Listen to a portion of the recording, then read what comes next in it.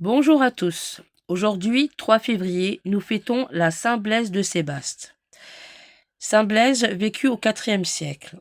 Il est principalement représenté en habit d'évêque, avec le peigne de son martyr, avec les 2 cierges en croix devant la gorge, avec le porc sauvé du loup et les chandelles. Il est le patron des bergers, cardeur, tisserand et joueur d'un instrument de musique à vent. Il est invoqué contre les maux de gorge. Blaise était un médecin de Sébaste, dans l'actuelle Arménie.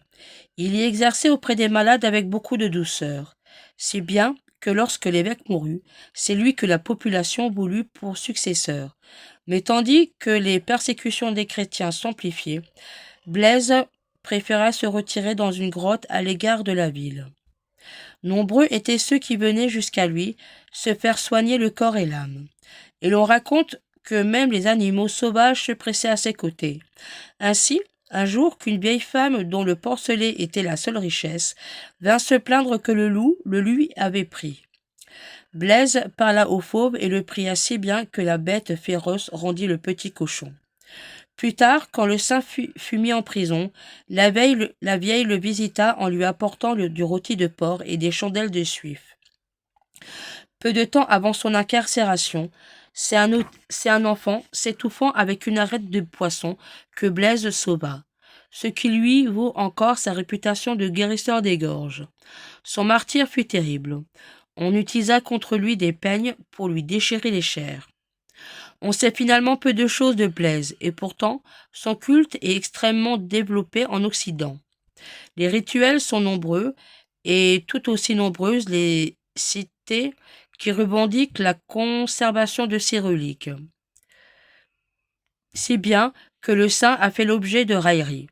Car, aussi bizarre que ça puisse paraître, on ne lui compte pas moins de 5 crânes, 8 bras et 6 jambes, tous authentiques et miraculeux. Le 3 février fut longtemps férié et chômé. Il faut dire que la Saint-Blaise est un temps fort au carrefour de multiples traditions, héritées de l'Antiquité.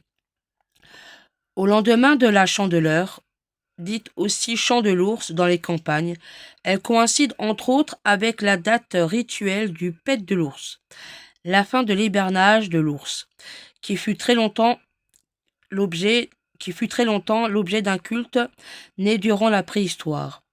Selon que la lune était noire, nouvelle ou blanche, pleine, quand l'ours sortait de sa tanière et se libérait par un vent salvateur, ou affirmer que l'hiver finirait ou continuerait de plus belle, pour une nouvelle quarantaine. Il y a 2 rituels associés. La bénédiction des gorges. Il s'agit d'un sacramental de l'Église catholique toujours pratiqué dans de nombreuses paroisses françaises. 2 chandelles bénites lors de la Chandeleur sont croisées en X de Saint-André et tenues devant la gorge du fidèle. On pourra orner un pot de miel en désignant ces 2 chandelles en croix, qui furent celles apportées par la vieille dame à Saint Blaise prisonnier. Et le deuxième rituel associé est le vent tourne.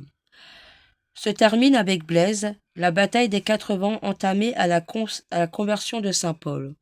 On sera attentif au souffle météorologique, mais également physiologique et symbolique.